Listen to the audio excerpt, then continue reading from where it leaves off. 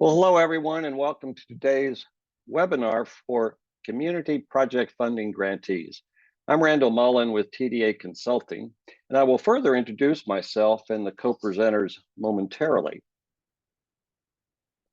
Before we begin the presentation, I want to first cover a few logistics.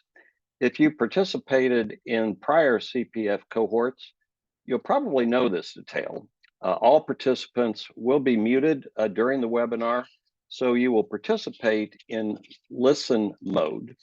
As is customary, we do want to share the PowerPoint presentation slides with you, and they have actually been sent to you in advance as a registrant in this cohort, and they will also be posted to the HUD Exchange soon after the webinar for those who did not attend. And you'll see in this, this slide where those materials will appear. If you're interested in a transcript, it will be available together with the slides at the CPF HUD Exchange landing page. Although you will participate in listen mode, we will want for you to be actively engaged. You may submit content-related questions using the chat feature, and send those questions to everyone, please. The co-presenter and I will monitor the chat and answer clarifying questions when possible as they're asked during the presentation. But we will also pause at the end of certain sections of today's webinar, read aloud those frequently asked questions, and orally answer them for all to hear. This is because we recognize that you are probably looking mostly at the presentation slides and may not be able to catch all of the questions that are raised and answered in the chat. As in prior webinars, though, we have reserved a Q&A period toward the end of the presentation where we'll invite HUD representatives to answer the more difficult questions or clarify answers maybe that the co-presenter and I offer earlier as necessary.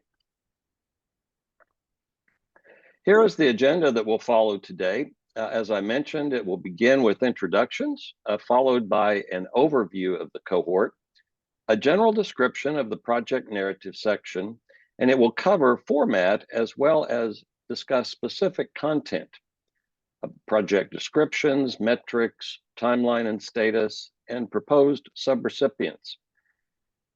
After we cover the key content areas, we'll actually do an activity followed by a Q&A period where again, we'll orally address questions that have not been previously answered or need clarification. And then lastly, yes, you read it correctly, we will provide you with a homework assignment. I'll begin introductions and then tag my co-presenter who will introduce himself, and he will in turn tag one or two HUD representatives who are also joining us today. Again, my name is Randall Mullen, and I'm with TDA Consulting, where I've worked for many years as both a vice president and as a senior consultant on a wide range of housing and community development projects. I've recently assisted HUD in explaining guidance around special congressional appropriations. That work has included both recovery from natural disasters and response to the COVID-19 pandemic, plus its associated economic impacts, and now the CPF program. The co-presenter today is Chad Carson. Chad, will you introduce yourself? Thanks, Randall. I am Chad Carson with Civics. I've been involved in various federal grant programs for about a decade now, mostly in the disaster recovery realm, but also in the non-DR world. And I'm looking forward to helping you all with your narrative today.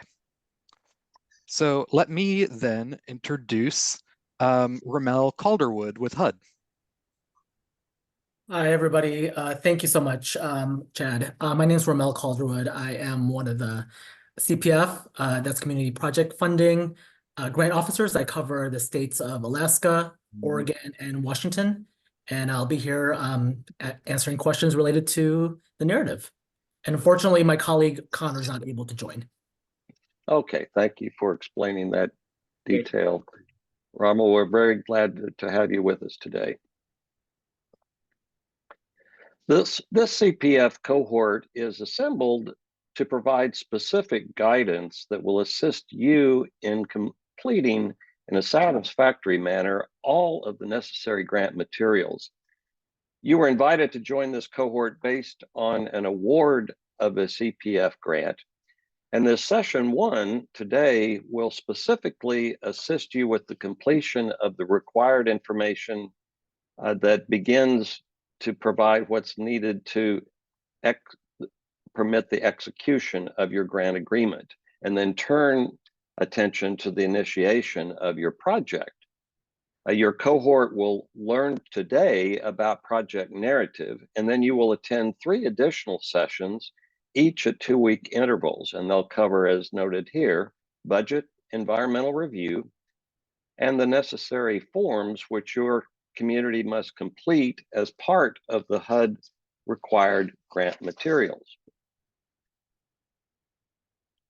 To facilitate and support this cohort, you've been enrolled in a learning management system called Absorb, which is hosted by TDA Consulting. This system will eventually extend beyond delivery of the presentation of the 4 sessions. The LMS will feature useful resources as well as serve as a platform for office hour appointments that will be offered to grantees. And I want to note that you are invited to attend office hours that will actually occur next week on Tuesday. We'll now turn our attention to the key narrative content areas.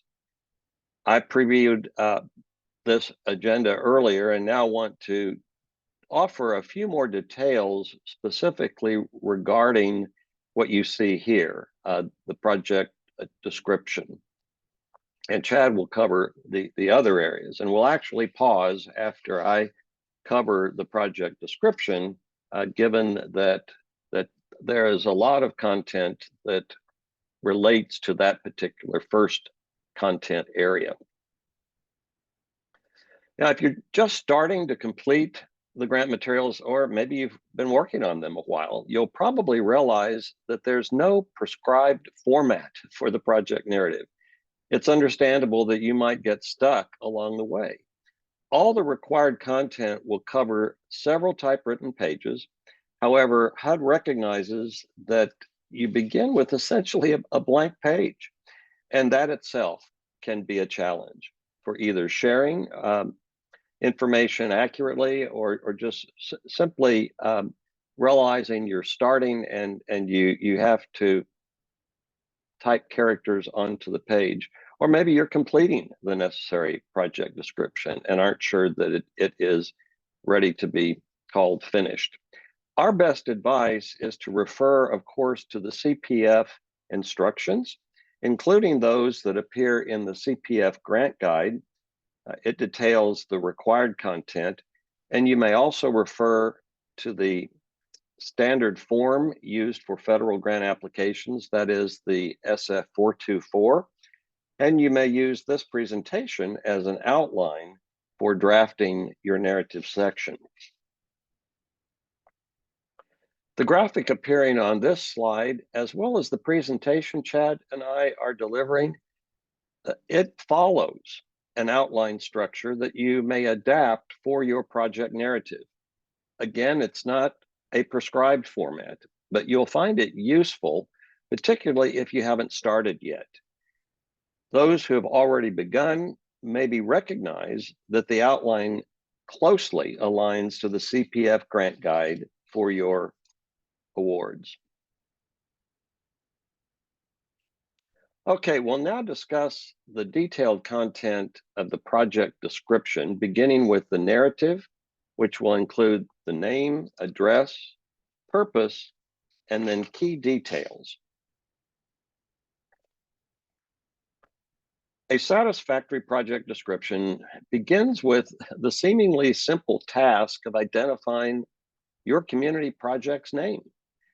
The project name and other descriptive information must encompass the full scope of the project in its entirety. This is essential for HUD to review the grant package and the related materials. You will also need information to inform the level of environmental review necessary to gain clearance for your project. And the information must tie back to and match the Joint Explanatory Statement, or JES, of the congressional appropriation. That is, unless it is corrected or amended. And I'll elaborate on this point momentarily.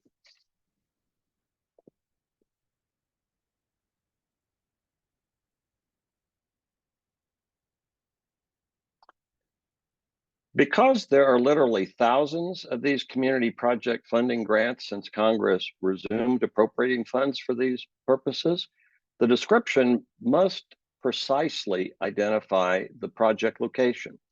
You may provide an address if it's available, otherwise GPS coordinates are acceptable.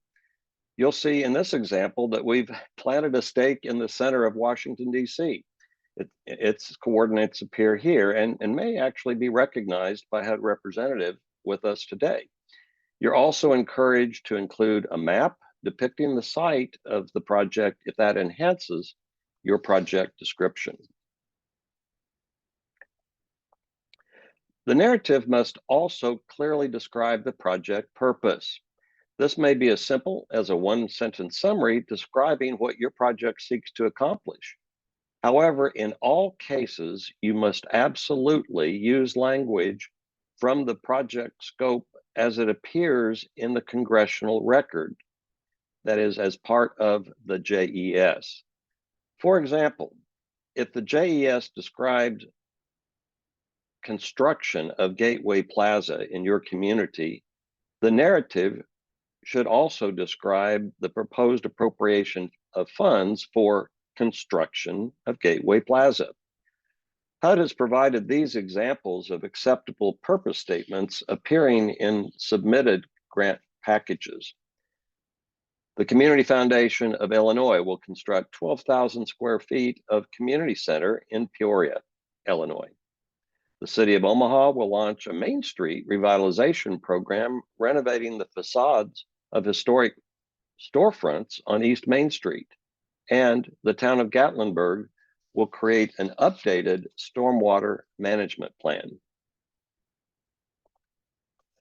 The full narrative then may summarize the entire project, restating its purpose, and most importantly, identifying activities and specific uses of grant funds. Examples on this slide will illustrate that point, but first, I want to emphasize that you must describe all actions that will be undertaken as part of the project, regardless of funding source.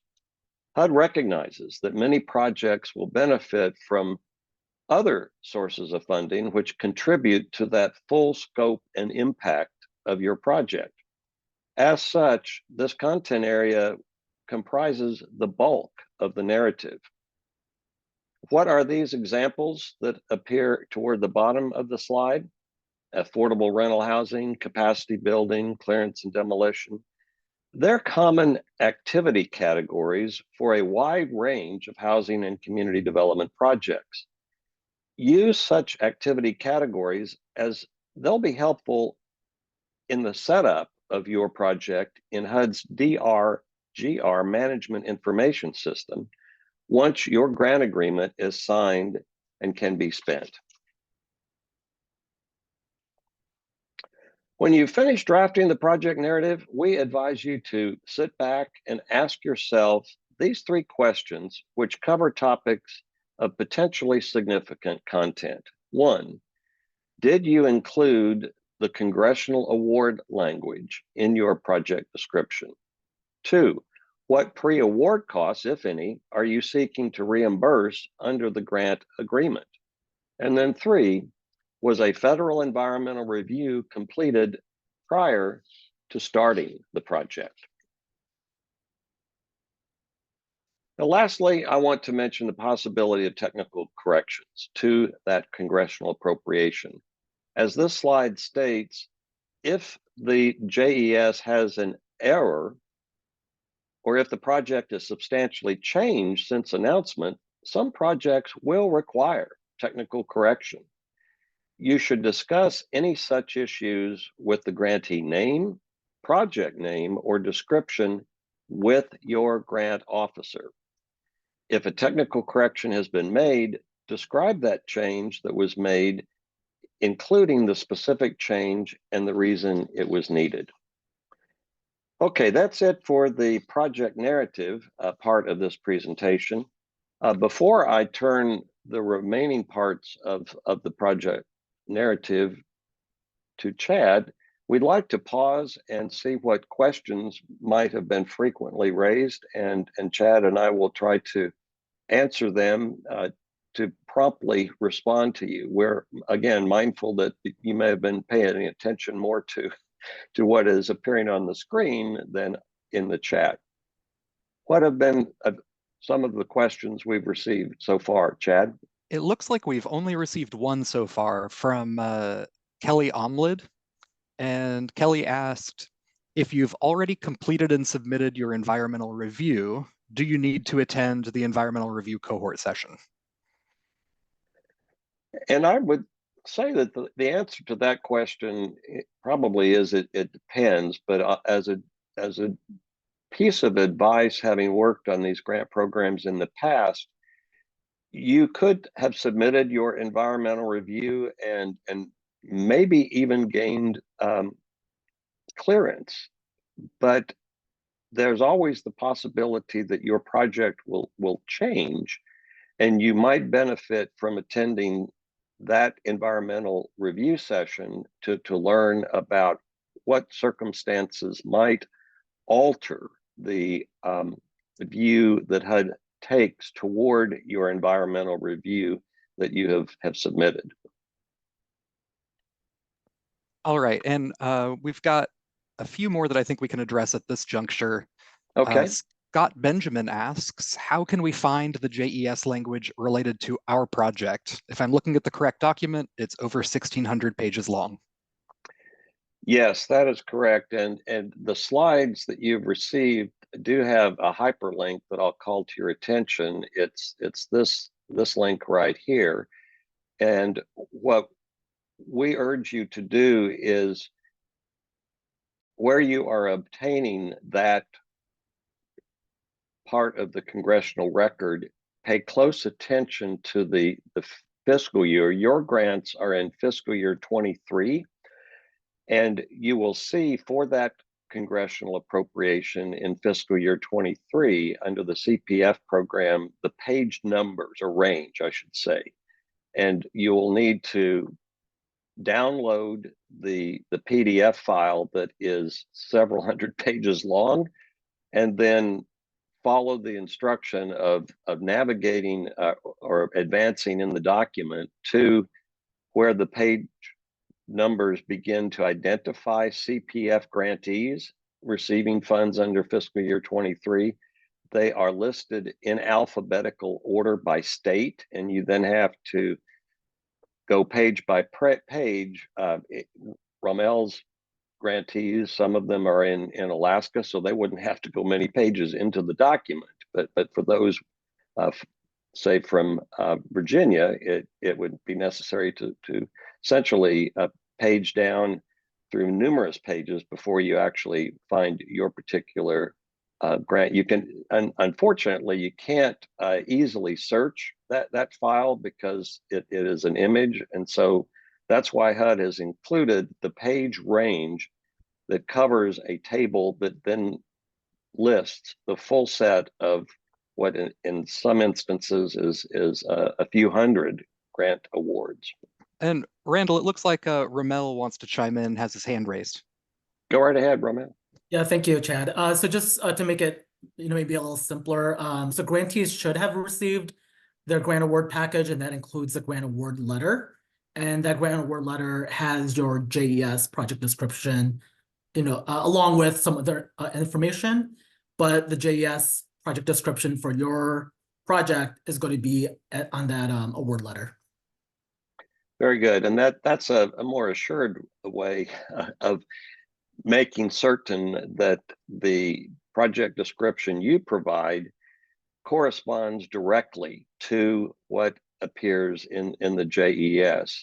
Again, think of that example of the Gateway Plaza, where the project narrative refers to construction of Gateway Plaza, and that activity category, construction of a public facility, is what should appear in the JES for the two to be in alignment. Now, it looks like you have one other question, but you're going to address it in your presentation on project merit. There is one that relates to your presentation, though. Oh, okay. Christina Fox says, my grant is not for a physical building. Will I use the same address given in the proposal for the grant? That's a good idea. It should be the location of the project, and if we recognize that some projects are not physical projects, as you're saying, and HUD will accept where that activity is actually delivered, and if it's the kind that is delivered, say it's a Meals on Wheels project, and it's not possible to do anything other than identify the place where the meals are dispatched, it's okay to just use that address. But your description would need to, of course, cover the full range of the service area, so that you can better inform HUD as to how the project will fulfill its purpose. And then just one more kind of group of questions that I'm going to direct to Ramel, if you can chime in. There's some folks who are saying they have not yet received a grant letter. Can you speak to that?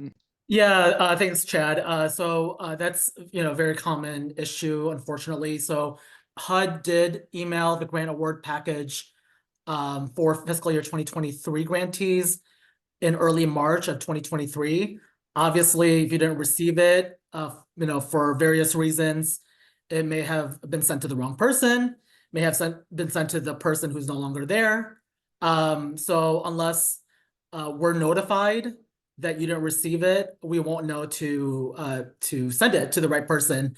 So my suggestion is to reach out to your designated grant officer for your state and let them know that you need a copy of that grant award package, which contains a grant award letter.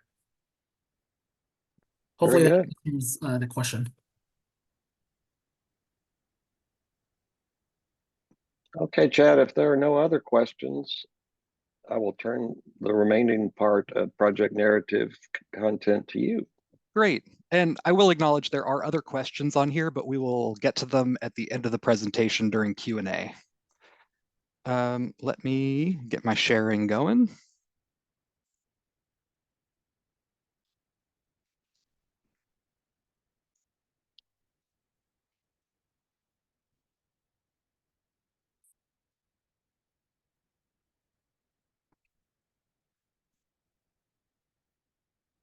All right, so I'm going to be speaking about project metrics and how they relate to your narrative.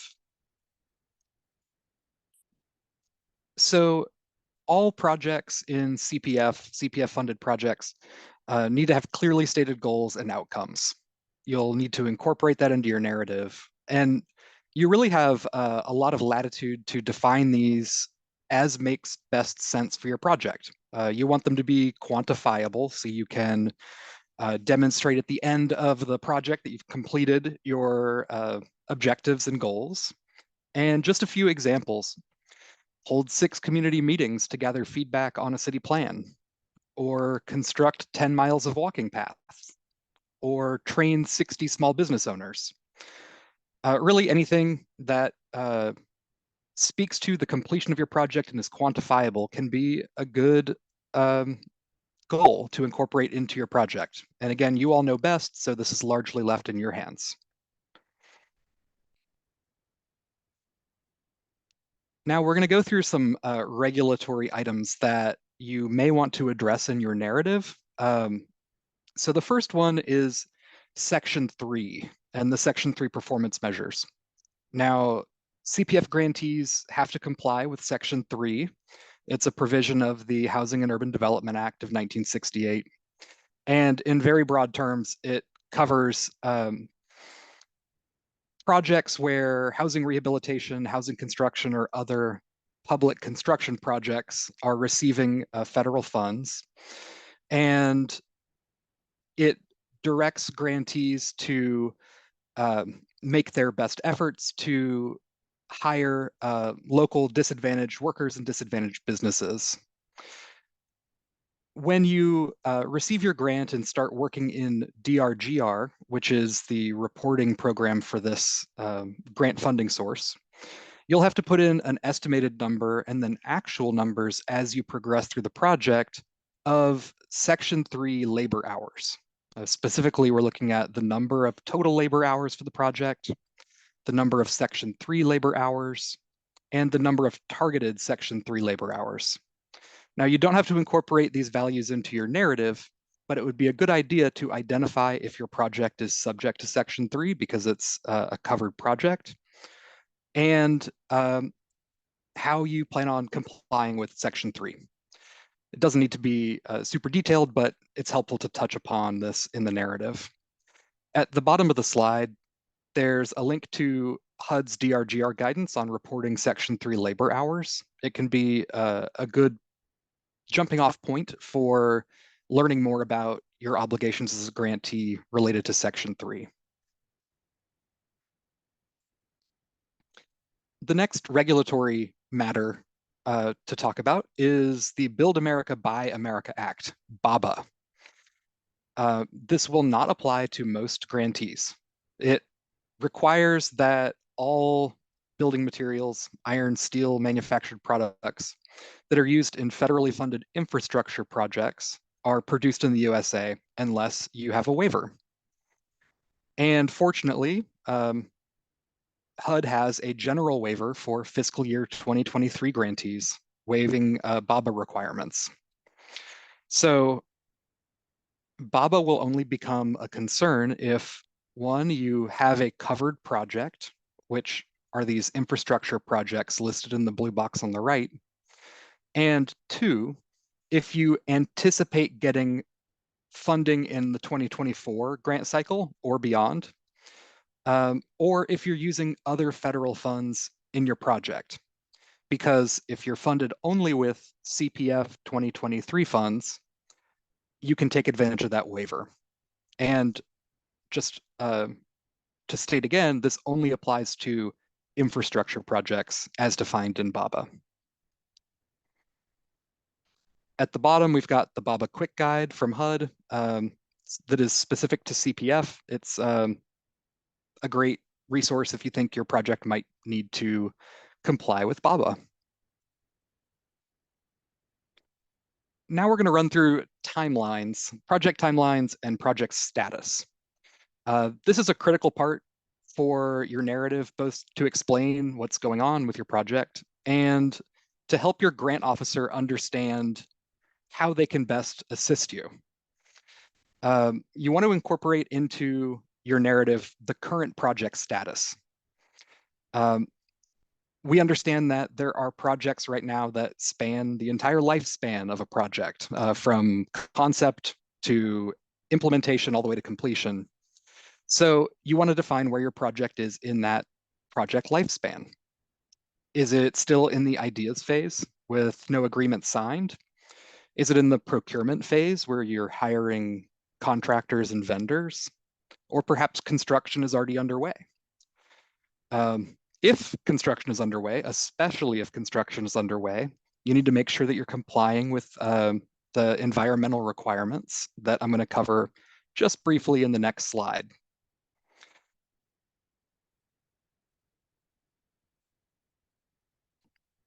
Actually, it's 2 slides away.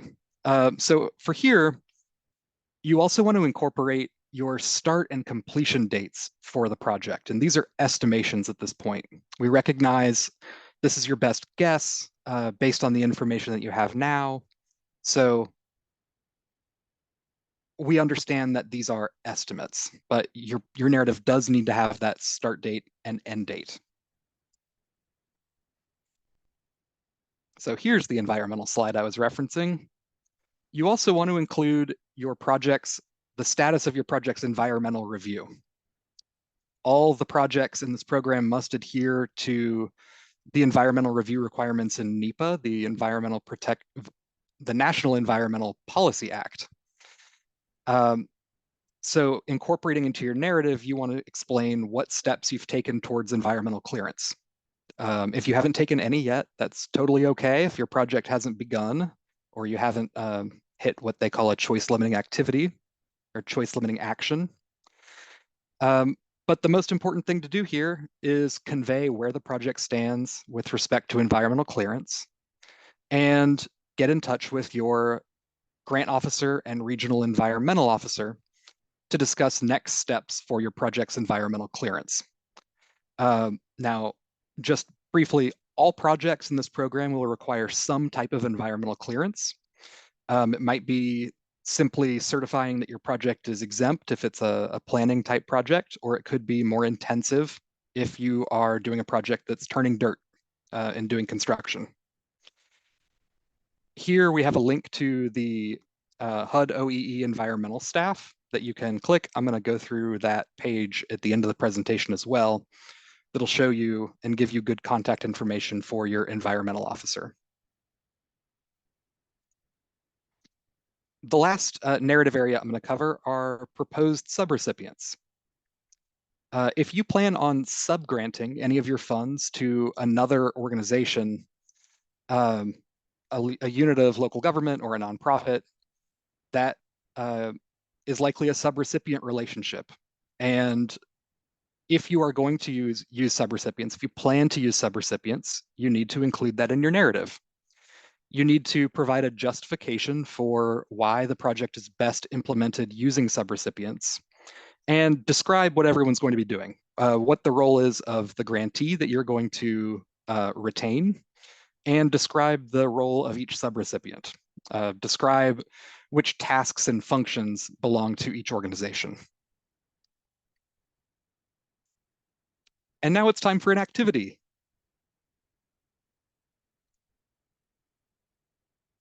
So I'll turn it over to Randall. It is, before we advance to the activity though, Chad, let's respond to a sure. few questions that have come up in the section that you have covered. Okay. And I will try to also relate those questions that have perhaps been raised and already answered, but maybe could be addressed more fully. One relates to section 3, and I believe the question was from Jill Zachary. She had asked if funds will be used for construction costs in fall 2024, and we will go out for bid. How can an estimated cost of section 3 jobs be developed as part of the application? Jill is from a Parks and Recreation department, apparently with a local government. And although you may want to confirm this with your grant officer, what I did note is that because you're undertaking a public project, Jill, you probably have an estimate of what the construction should cost. And you're only expected to include in the narrative an estimate and indicate the approach you will take in eventually submitting reports. When you do make reports on the section 3 metrics that Chad went over, that's when you can provide the actual cost figures. So in the narrative, the expectation is more that you kind of anticipate and in a way acknowledge that your project is a construction project, and as such is covered by the section 3 reporting requirements as it progresses. And let me just add one thing there. To be clear, let me go back to the section 3 slide. You're not reporting costs, you're reporting hours. Right. Right. So you're estimating how many covered labor hours are involved in your project, and then estimating what percent of those, or actually not the percent, the number of those, what proportion of those will be Section 3 labor hours or covered or targeted Section 3 labor hours. But you Right. don't need to include these values specifically in your narrative. Like Randall said, acknowledge whether or not your project is covered by Section 3 and propose how you're going to comply. Once you And get so, access to DRGR after you got your grant agreement executed, it's at that point that you're going to need to estimate the number of hours. good point of clarification. So the cost figures that you may have already obtained, perhaps from your public works department, maybe a city engineer would identify the construction cost, including labor, materials, and supplies, perhaps the land. And as Chad noted, you would want to kind of identify at the early stage what you estimate the cost to be, just so there's an acknowledgement of where you're likely to make a report. And Chad's emphasized the point that it is only an estimate. We also have a question from Stephen Devine with the city of Martinez. He's wanting to know the turnaround time for a complete submitted package. And I'm going to gather that question is referencing the time period for a review and response. And maybe we refer that one to Ramel. Do you want to answer it, Ramel? Yeah, that's always a good question, and I don't always have a straightforward answer, unfortunately. Because it depends on a lot of factors. So for me as a grant officer, I've never received an application that didn't have any mistakes. I'll be perfectly honest. So I've had to provide feedback and let the grantee know that what needs to be modified and corrected. And it does require parts of the application does require you to obtain signatures from various folks, including from your financial institution. That's for the direct deposit form, your authorized representative for the federal forms. So it's really also going to depend on you all. To be frank, if you're in a large organization, it might take a lot longer. If you need the mayor and or the board to weigh in on certain things, that's going to influence the time. And it also depends on the grant officer. The grant officer, for me, I have 163 grantees. So folks are asking me for various things. So there's only one of me, and there's 163 grantees in my portfolio. So with that said, I don't have a straightforward answer. We we're working as quickly as possible to make sure that we get you a fully executed grant agreement at the end of the day. Okay, and we also have a question from Stephen Devine, also with the city of Martinez. Should a noted start date for construction reflect the anticipated construction start date, or even a date in the past reflecting that we have been working on getting environmental clearance since the initial notice of our award? I'm not completely understanding that question. I think I understand. Okay, go ahead, Chad. So you've begun the soft cost work, the work on getting your environmental completed, but you haven't broken ground. That's fine. So since this is free response, you can totally include all of those details. You can say I started incurring costs and working on my environmental clearance on X date. I anticipate breaking ground on Y date, and I'll be finished on Z date. That's totally an okay way to go about it. And then we have a question from Irivas. I don't see an organization. Are subrecipients the same as subcontractors? And the answer is no, they are not. Subrecipients are the entities that would assist you in carrying out your project or activity, and they are regarded more as your partners. Your selection, say through a procurement of a contractor and a subcontractor, relates to the obtaining goods and services, and they are not your partners in carrying out the project, but only in placing that project into service, if you will. Chad, did you want to add anything to that answer? No, I think you got it. Okay. And for those who have been a bit uncertain about the time frame after a grant package is submitted, Rommel's pointed out that it does all depend, but he is indicating that to be on the conservative side, it should be a period that would range fairly widely between 30 and 45 days. And to its credit, HUD has recognized the significant number of grant awards that it is making due to now repeated congressional appropriations for the community project funding grants. And as such, they have created a surge team that is intended to hit that mark that or time frame that you've heard referenced. And then we have one more question about BABA. It does not apply to 2023 CPF funds. Chad, that's correct, isn't it? That's, yep, provided that There's a is your blanket only waiver. source of federal funds, then the project is exempt from BABA. But if you're bringing in federal funds from another source, then it's triggering BABA compliance. Yep.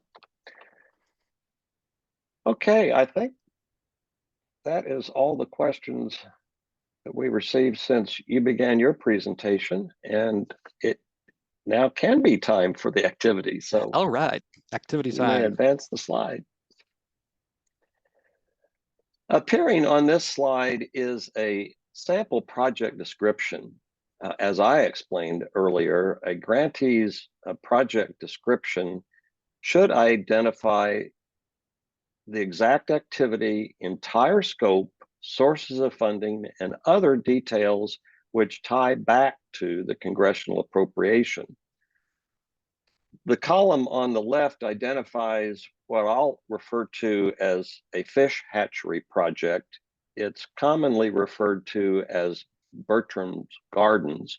You see, the official name is quite long: Community Watershed Education and Freshwater Mussel Hatchery.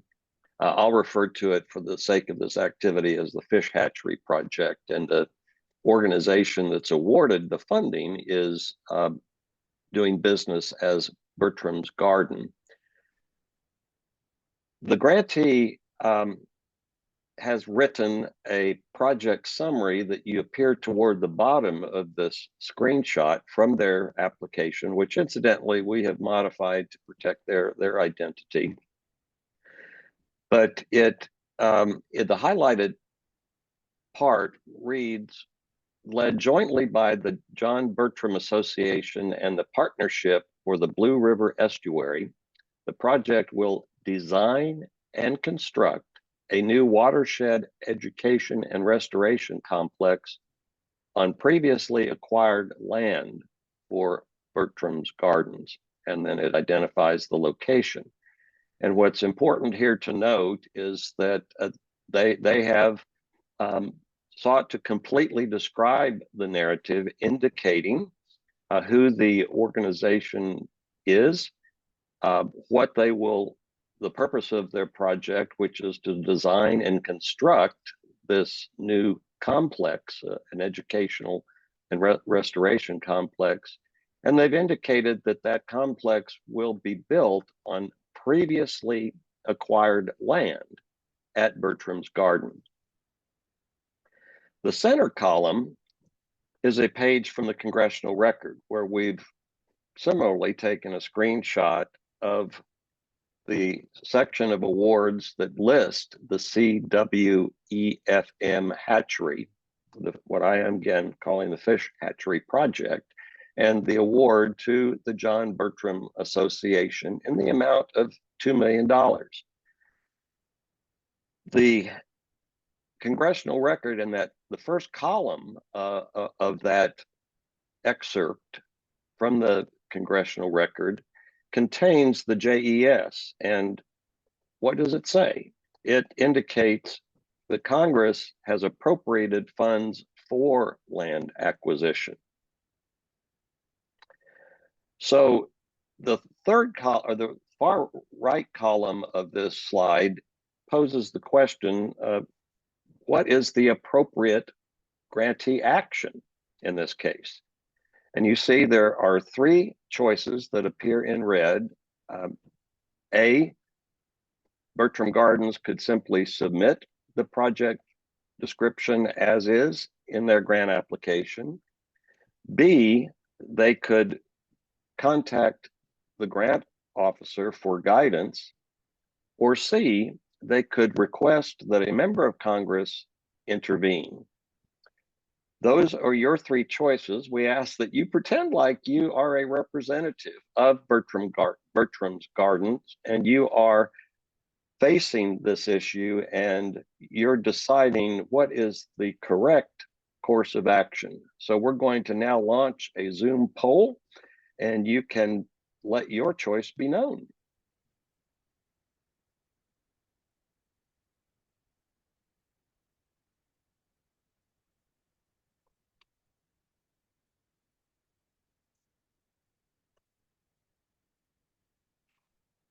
And we're We going to have wait until we have approximately- about 2/3, 3/4 of the responses in. We're already to half.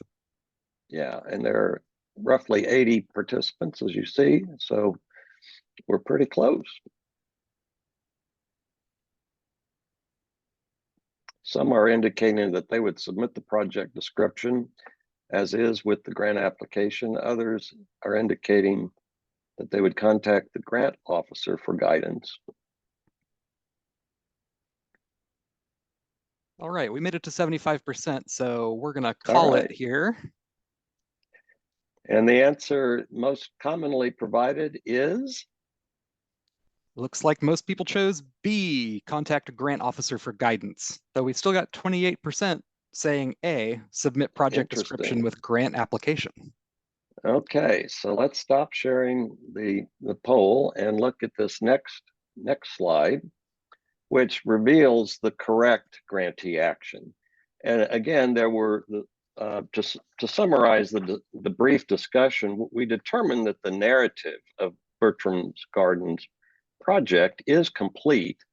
However, that narrative does not match the JES in the congressional record.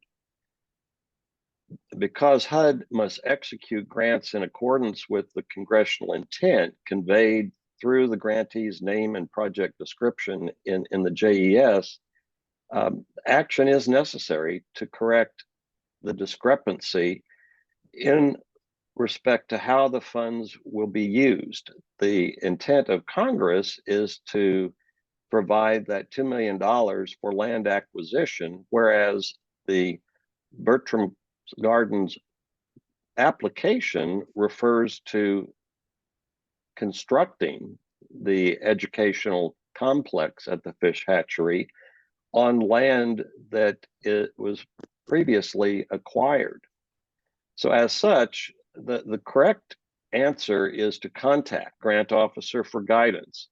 This may lead to changes in the project description before it's submitted with the grant application package. And of course, requesting a member of Congress, none of you picked that choice.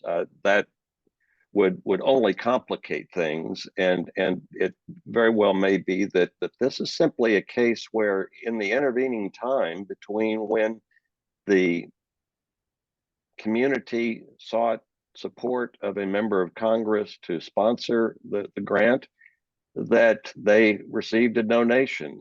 Perhaps the the partners for the Blue River Estuary offered land, and that is where the new complex will be built, and the funding then was to be used for the construction of that complex.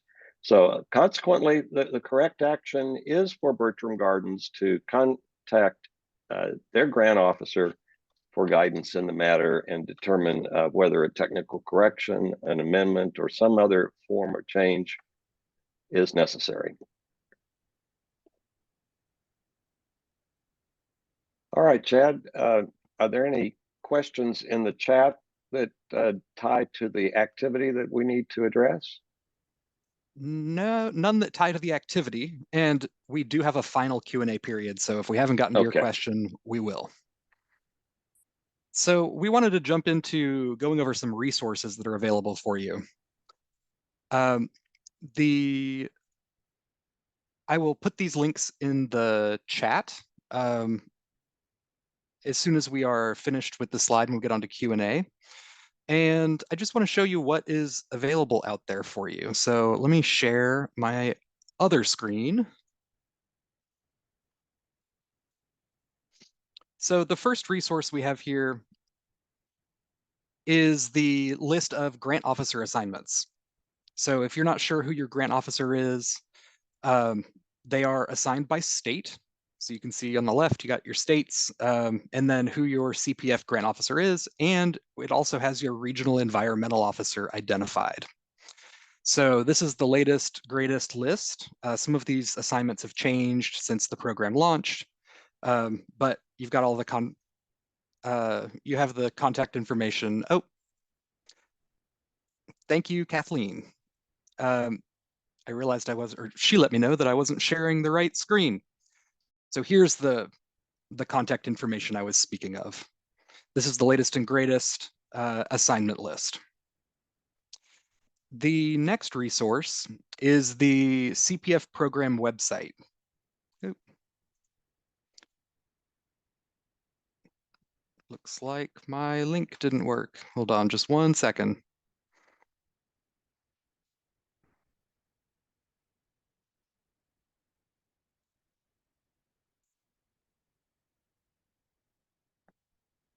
There we go. This is the CPF website. This is the place that is your nexus for all things CPF. Lots of great resources here. All of the resources that I'm identifying on the slide, you can also get to through this portal. One of the most useful things that is on the CPF website is the CPF grant guide. Hopefully by now you have taken a look at this. There are 2 different versions based on which grant year you are a part of. This is fiscal year 2023 grantees on the line, so you want to make sure you grab this one on the bottom here. And it runs through all of the requirements that you have for this grant. It's 46 pages. It is the go-to for answering many of the questions that grantees have for how this program works. The next resource is a bit duplicative with the staff contact sheet from the first page, but you've got even more detailed information for each of your HUD environmental officers. They're sorted by region, so make sure you're looking at the right region, but here you've got phone contact information in addition to the emails that are provided on that first PDF here.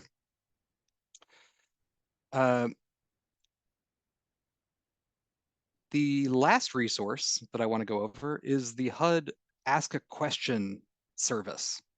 So this covers lots of programs, including CPF. And this is a way for you to submit a question to HUD and get an answer back. You might be wondering when you use this versus when you reach out to your grant officer or regional environmental officer.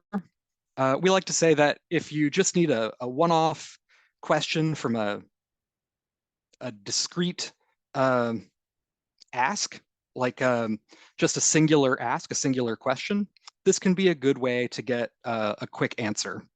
We know that our grant officers are handling a lot of grantees, and this is a way to just get a quick answer from a one-off question. Also, it's useful if you're having trouble getting in touch with your grant officer. This system creates a ticket on the HUD side and goes all the way up through HUD leadership, and you will certainly receive a response if you have any issues with contacting your grant officer.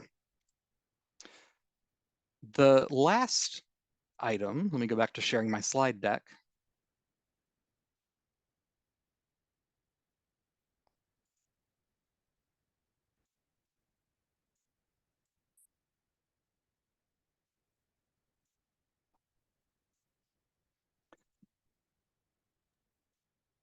The last item here is speaking to the CPF desk guides. So the desk guides are coming soon.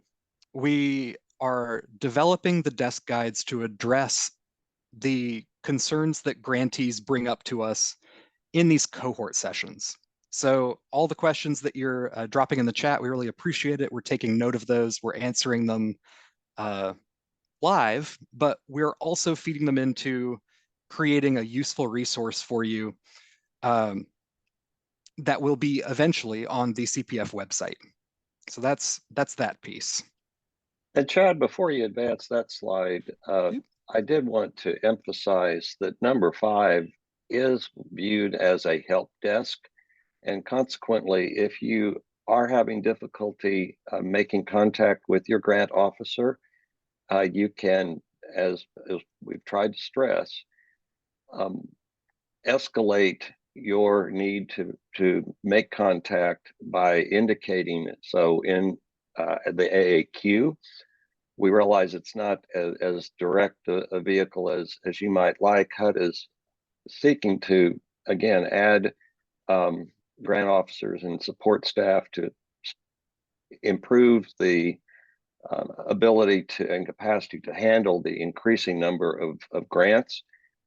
And this is the present way for you to get in touch with the grant officer and have questions answered like that, which we posed in respect to the activity, Bertram Gardens fish hatchery project.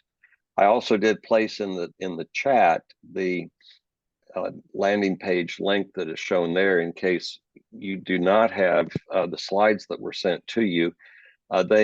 Those same links that appear on this slide, number 31, appear in the PDF file, and they are hyper linked or active. So you should be able to just open up that PDF file and click on each of those.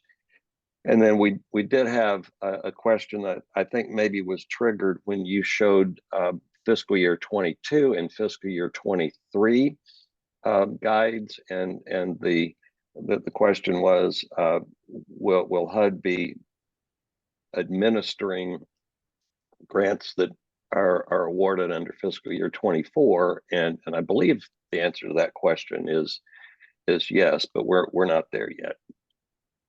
Yep, and Ramel dropped an answer in the chat that HUD does expect to receive another round of funding for fiscal year 2024. Okay, good. Yeah, and just to clarify, there are other federal agencies with CPF grants. Might be a different name. So if you're hearing other federal agencies awarding grants, it's going to be different from us. So just, putting it out there. Thank you, Ramel.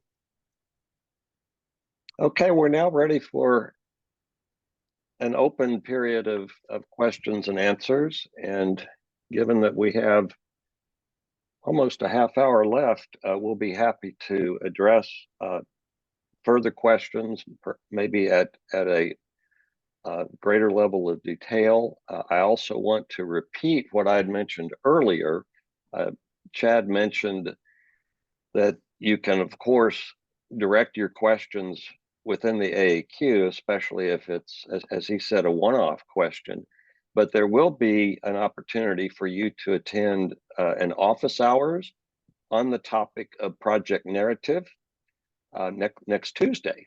And we would urge you to attend that session because it is where Chad and I and grant officers like Ramel will participate in a more robust fashion. You will not be muted and will be encouraged to identify your project, the issue, the details surrounding the question or questions that you face.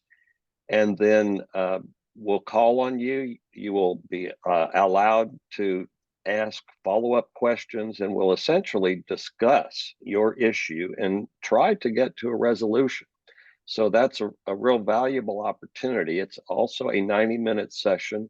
And even though past office hours have included a very large number of registrants, Chad and I are determined to answer all of those questions. And where we cannot, we will actually be following up with you, either ourselves to answer what we can't address in that 90-minute time period, or to arrange for a HUD representative to answer and address the issue that you may face.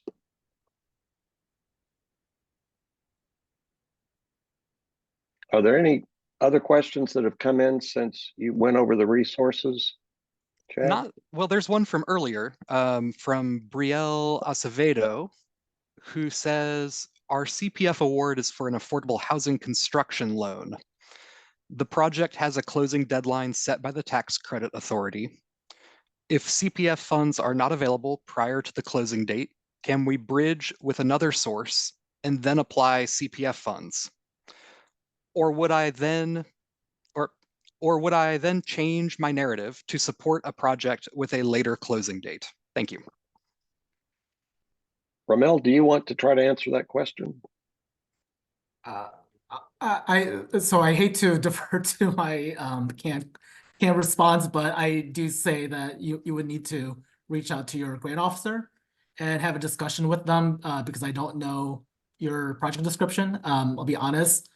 And so just reach out to them and discuss the situation that you're asking here.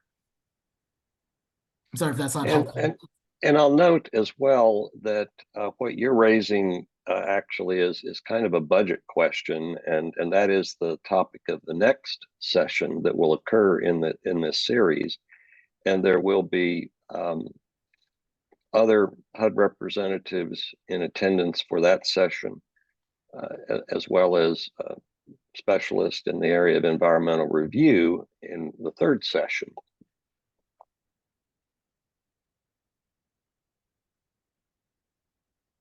And actually,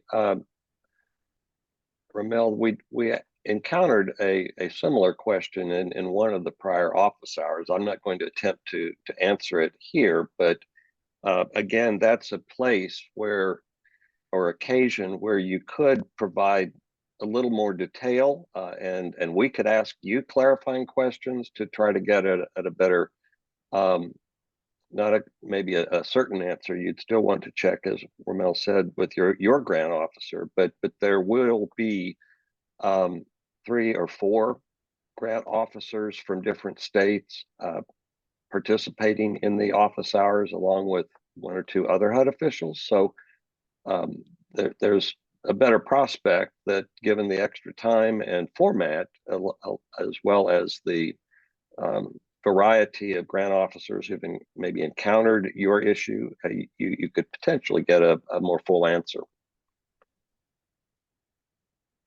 Chad, looks like we have one. We do have some more questions further Yeah. up in the chat, and they are related to environmental review. And before I read them out, I just want to make known that we do have another session coming up. This is a 4-part series, the cohort, and the third one is environmental. So we'll touch on these to the best of our ability, but it may be deferred to speaking to your environmental officer or your grant officer. So that's my caveat. The first one is also from Brielle. If a project has another federal funding source, can we rely on the environmental review from that source? And then a second question is home funds or project-based vouchers? And yeah, and I think the answer to that is probably it's possible, but again, as you just said, Chad, it would be better for you to wait until the environmental review session and pose that question. In attendance will be an expert in environmental review issues from the Department of HUD who could give you a definitive answer. And another environmental one from Matt Nielsen, can the environmental review process be simultaneous with this process, or does it need to be completed ahead of time? And again, that depends on the nature of the project and the level of the environmental review. We urge you to, again, I'm sounding the same message as you, Ramel. You want to contact your grant officer and in turn the regional environmental officer to obtain a definitive answer on that question. Yeah, let me try to tackle that question. It sounds like the person was asking if they can work on the application prior to completing the environmental review. Is that correct? And I don't know who asked that question. Do you want to repeat the question, Chad, that you were reading out? Sure. Let me get back to it.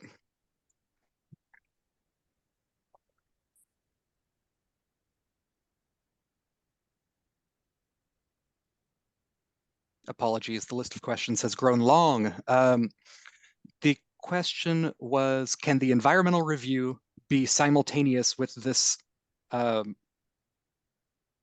application process, or does it have to be completed ahead of time? Okay.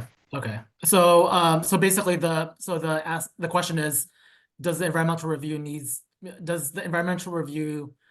need to be completed prior to the application being submitted?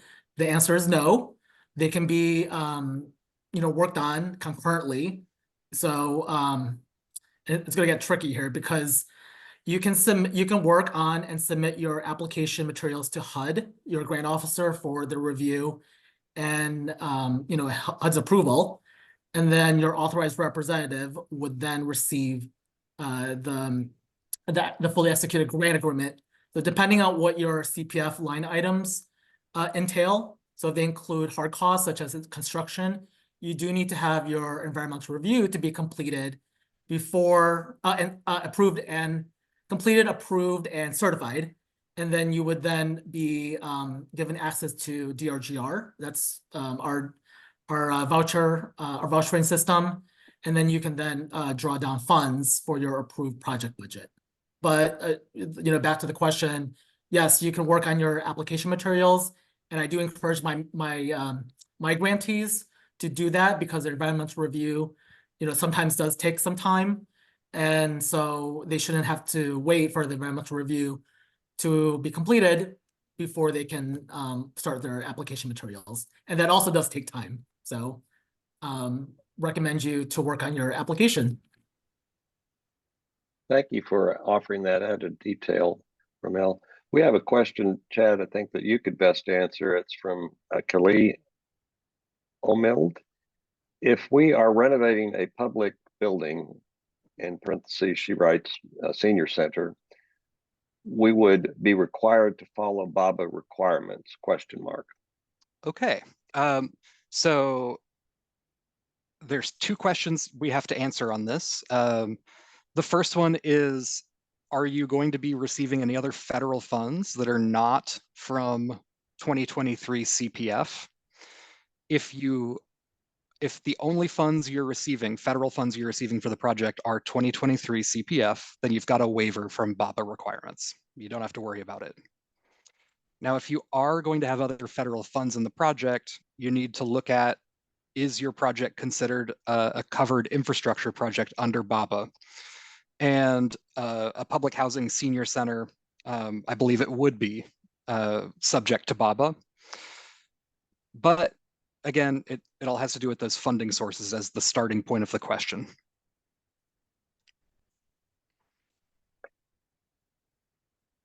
Okay, and we actually have a fairly technical question from Tricia Connor about the JES. She notes our project JES says Pyramid Lake Paiute Tribe Food Distribution Program. However, the funds are to install drywall on the interior walls of the facility and replace 2 wooden stairs. The JES is vague and doesn't reference drywalls or stairs. Should I contact the grantor? And I'm going to point out that the phrase that's in the JES you say is vague, but you don't say, Tricia, what it expresses.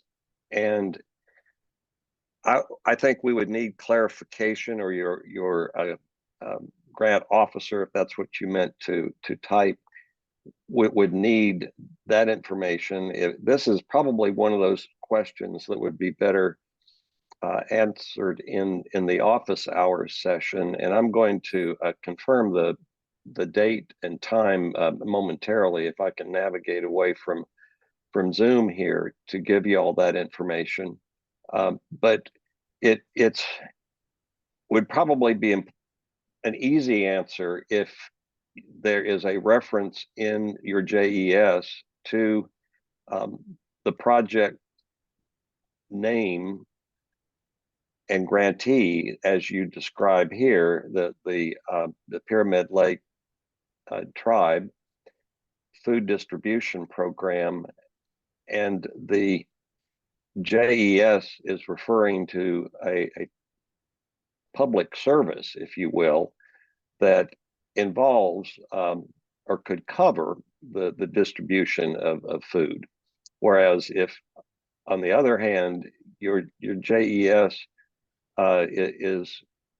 is referring to construction, your project description then would need to refer to construction of a food distribution center, rather than what would be the delivery of food, like I described in that one example of a Meals on Wheels program, which is more of a service than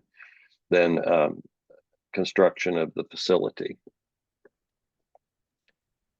Randall, can I chime in? Yeah, go right ahead.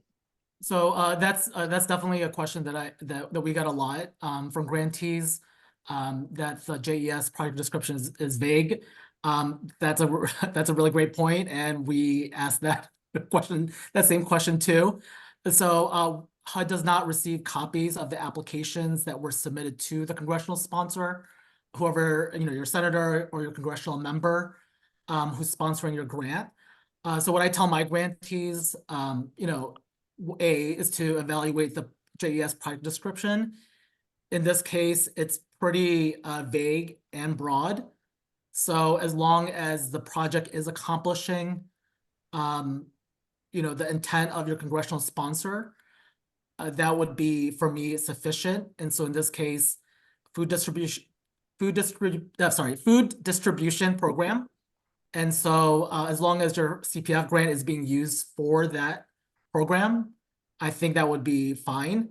But I also do tell my grantees that, to just touch base with the congressional sponsor, let them know what your plans are, in the event that your project scope has changed, to just let them know, this is what I intend to use my CPF grant. It may have been different from the original submission. Hopefully that answers the question. Yeah, and one other thing that I will mention, I referenced earlier use of the activity categories that were illustrated on that one slide, which I shared. Those are actually examples of the activity categories that are available to be selected by the grantee within the DRGR management information system, which is the way that you would use to draw down and pay costs associated with the food distribution program, Tricia. And so it is best for your narrative description to align both with the JES and with one of those kinds of descriptors. You remember in the Bertram Gardens example, the JES did correctly refer to land acquisition as part of maybe an element of their project, but the project description for the application as written was referencing construction of the fish hatchery education or interpretive center, I'll call it, and that is what created the mismatch. And even if Bertram Gardens were to be able to overcome that technical correction issue, they also would have to make sure that they are setting up the activities in DRGR in such a way that it does correspond, so that if there were any subsequent check of how these grants have been spent, the information in the DRGR system would similarly support that the funds were used for that purpose as represented by the intent of Congress in the JES. Chad, are there other questions? I do want to reference the actual date and time period for the cohort. Oh, you've already included it. Yes, it is next Tuesday, February 13th from 2 to 3:30 p.m. And Chad and I will be there along with the others whom I mentioned. Are there other questions we want to answer during this period? I don't see any. If you asked a question and we did not answer it, don't hesitate to put it in the chat again. But as far as I can tell, we have addressed all the questions. All right. So we're going to move on to the homework assignment. Yay. It's not as painful as it sounds. So what we are asking you all to do is get prepared for the next cohort session, which is about the project budget. So when you're finishing your project narrative, make sure that you've fully described the scope of the project and referenced any funding that is coming to be used in the project that's not CPF funding. And you're going to feed that information into your budget. So you'll have, of course, the amount of CPF funding you are receiving, but also all the other sources of funding. And you want to start looking at what sources will pay for what. What are the sources and uses of all funding? And if you have that in mind going into the budget session, it's going to be a much more productive session for you. And that session is February 22nd. Same time, 2 p.m. to 3:30 p.m. Eastern. And as we mentioned earlier, this is the second session in the 4-session series. So after that, you've got environmental and lastly, forms.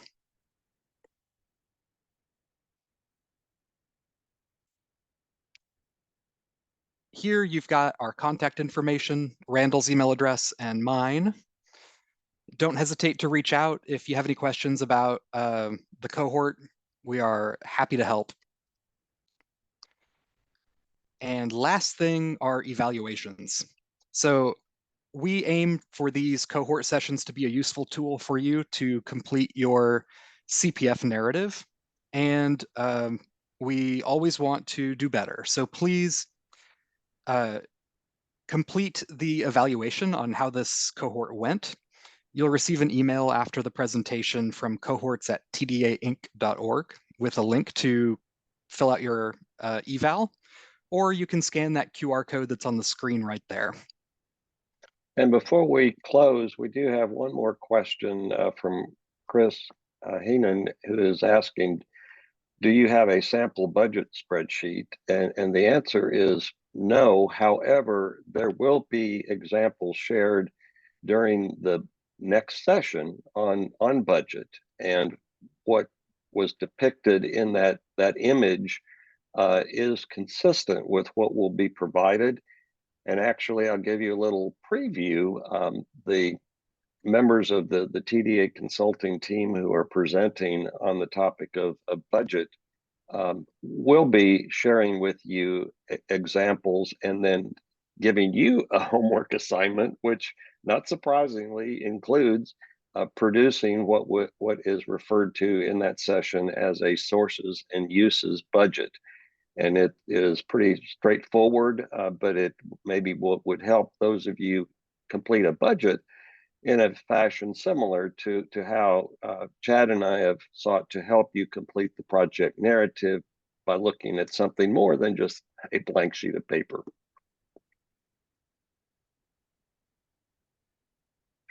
All right, and that is the end of our presentation for today. Thank you for attending. Thanks everyone for your questions, and looking forward to seeing you at office hours. Indeed. Bye, everyone.